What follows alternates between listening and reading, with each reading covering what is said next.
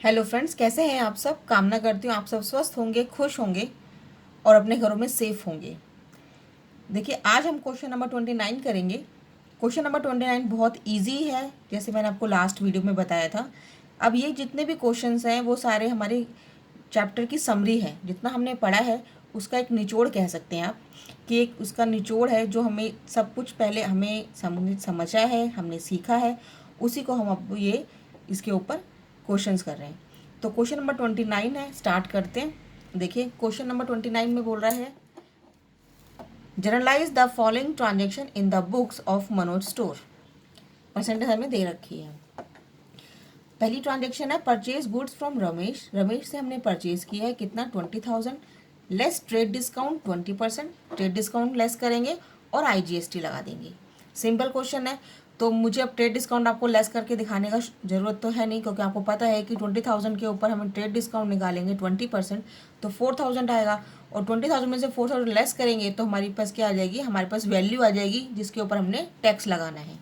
ठीक है, least value आ जाएगी जो हमारे पास 20,000 का है, उसके ऊपर हमें 20% रेट डिस्काउंट लेस कर देंगे तो आ जाएगा 4,000। 4,000 माइनस करेंगे तो हमारे पास क्या आ जाएगा, 16,000। तो हमारी एंट्री कितने से होगी, 16,000 से। तो फर्स्ट एंट्री करते हैं। तो ये होगा हमारा purchase, purchase account debit, right, 16,000 से। Input IGST at the rate 12%। 16,000 के ऊपर 12% लगाएंगे तो हमारे पास होगा 1920। और हम किसको परचेज कर रहे हैं, किससे, रमेश से। देखिए, परचेज गुड्स फ्रॉम रमेश, तो रमेश अकाउंट क्रेडिट हो जाएगा। कितने से हो जाएगा, 17,920 से। सिंपल था। अगर मैं यहाँ पे फिर भी मैं आपको दिखा देती हूँ कि ट्रेड डिस्काउंट अगर करना हो तो कैसे करेंगे। This is a working note. इतना आपको अब आ गया होगा कि 20,000 का हमारे पास प्राइस है, कॉस्टिंग है। इस पर हमने ट्रेड डिस्काउंट निकाला जिस 4,000, और 20,000 में से मैंने 4,000 लेस कर दिया तो 16,000। ये मेरा क्या हो गई, ये मेरी। अब इसके ऊपर हमारे पर क्या लगेगा, टैक्स लगेगा, राइट। तो ये वर्किंग नोट है। नेक्स्ट है sold goods costing ₹7,000 to Krishna for 9,000 plus IGST 12%। देखिए, हमने गुड्स सोल्ड कर रहे हैं। इसमें थोड़ा सा इसने लैंग्वेज को थोड़ा चेंज कर दिया हमें कंफ्यूज करने के लिए, कि सोल्ड गुड कॉस्टिंग 7,000 की कॉस्टिंग है मेरे को, लेकिन मैं कृष्णा को 9,000 का सोल्ड कर रही हूँ। उसके ऊपर IGST कितना लग रहा है, 12%। तो हमारी कॉस्टिंग पे तो हम नहीं करेंगे, हम किस पे करेंगे, 9,000 पे करेंगे। तो हम सेल करते हैं, किसको करते हैं हम सेल, कृष्णा को। तो Krishna account debit, right, Krishna account debit. ये थोड़ा सा इसने कंफ्यूज कर दिया कि इसने दो फिगर दे दी, लेकिन हम किस पे करेंगे, जिस पे हमें सोल्ड हो रहा है, प्रॉफिट वाले पे करेंगे ना। 7,000 तो हमारी कॉस्टिंग है, हम 9,000 पे सेल करेंगे। तो Krishna account debit to sales account, to sales account कितना, 9,000। और टू क्या होगा मेरा, इनपुट या आउटपुट, रेस आउटपुट होगा मेरा। Output at the rate IGST at the rate 12%। तो हमारे पास 9,000 का 12% कितना होगा, इज होगा 1080। और कृष्णा हमें कितना पे करेगा, इज 10,080, राइट। सिंपल सा था, ट्रिकी था थोड़ा क्वेश्चन, कि भाई कॉस्टिंग 7,000 की थी, हम कृष्णा को 9,000 का बेच रहे हैं, ये बस थोड़ा ध्यान रखना, राइट। नेक्स्ट करते हैं। Transaction number third, sold goods for ₹10,000 and charge IGST 12% against cheque. बिल्कुल सिंपल है, अगेंस्ट चेक से किए हैं तो bank account debit, right. Third है बैंक अकाउंट डेबिट, ठीक है। क्या हम बेच रहे हैं, किसको, अभी कुछ आइडिया नहीं, क्योंकि हमें बैंक में दे दिया है तो हमें लिखने की ज़रूरत नहीं है किसी का नाम। तो टू सेल्स, सेल्स कितने में गया है, 10,000 का। और to output IGST at the rate 12%, ये हो गया हमारा 1,200। और बैंक अकाउंट कितना हो जाएगा, बैंक अकाउंट कितने पास पैसे आ गए, 11,000, सॉरी 200, 200, 11,200, राइट। नेक्स्ट करते हैं।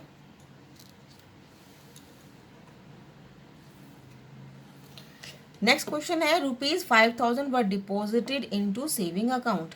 हमने 5,000 रुपये सेविंग अकाउंट में डाले हैं।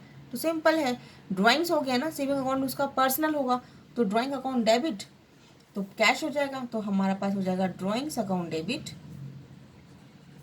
Drawings account debit to cash account. ठीक है, कितने से? 5000 से। कौन सा नंबर है? 4th।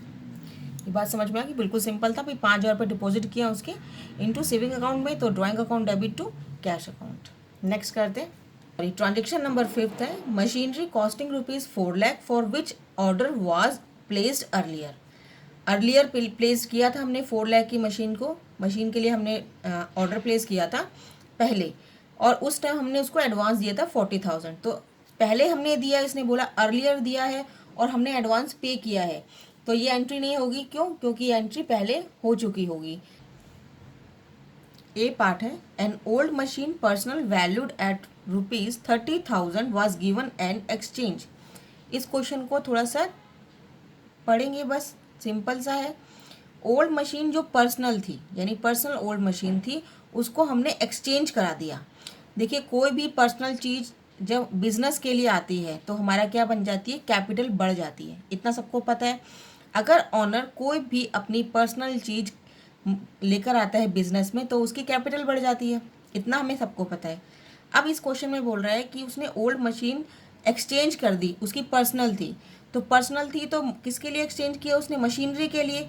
तो मशीनरी की तो कॉस्ट आ गई, तो मशीनरी का तो इधर आ जाएगा कि हमने मशीनरी के लिए उसको एक्सचेंज कराया है ना। मशीनरी के लिए एक्सचेंज कराया है, तो मशीनरी अकाउंट डेबिट कितने से? 30,000 से, और टू कैपिटल। इतना ही करना है बस।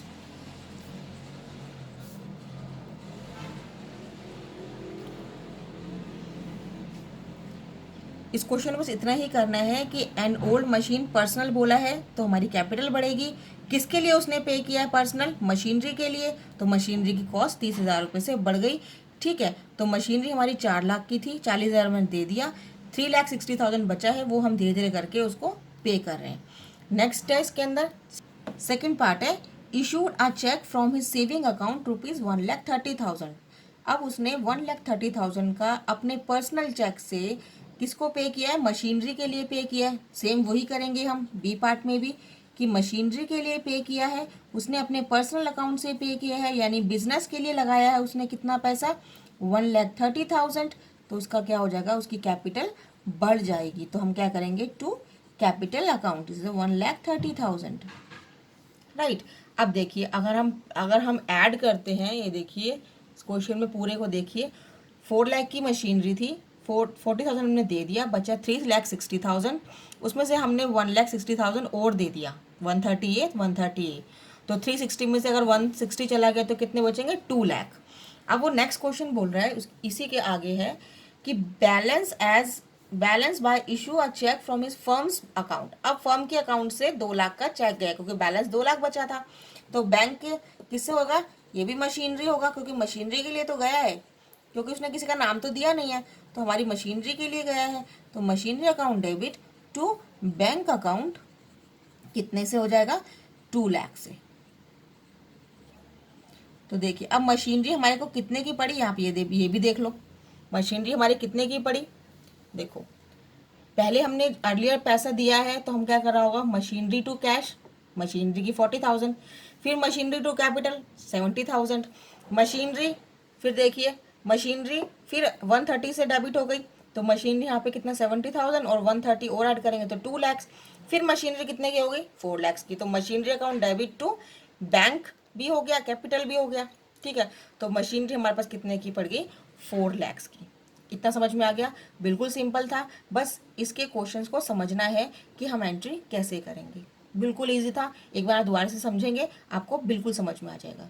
नेक्स्ट करते। नेक्स्ट है paid wages 2,500 for installation of machinery. अब ये देखिए, मशीन के ऊपर ही इसने इंस्टॉलेशन का वेजेस दिया है, इंस्टॉलेशन करने के लिए वेजेस दिया मशीनरी को, तो मशीनरी की कॉस्ट पड़ जाएगी, हम पहले ही पढ़ चुके हैं।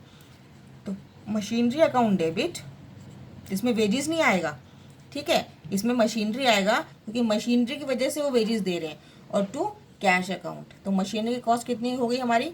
यहाँ पे 2500 हो गई, और 4 लाख था, तो 4,02,500 रुपये हमारी टोटल मशीनरी की कॉस्ट हो गई। ये था आपका 29 नंबर क्वेश्चन। इसके बाद ओपनिंग एंट्रीज के क्वेश्चंस बचे हैं 3, वो हम अगली वीडियो में करेंगे और ये चैप्टर आपका फिर यहाँ पे फिनिश हो जाएगा। तो वीडियो अच्छी लगी हो तो लाइक कीजिएगा, सब्सक्राइब कीजिए। आपका खुद का चैनल है, इसको ज़्यादा से ज़्यादा शेयर कीजिए वीडियो को। नेक्स्ट वीडियो के लिए बने रहिए, तब तक के लिए goodbye. Thanks for watching. Have a nice day.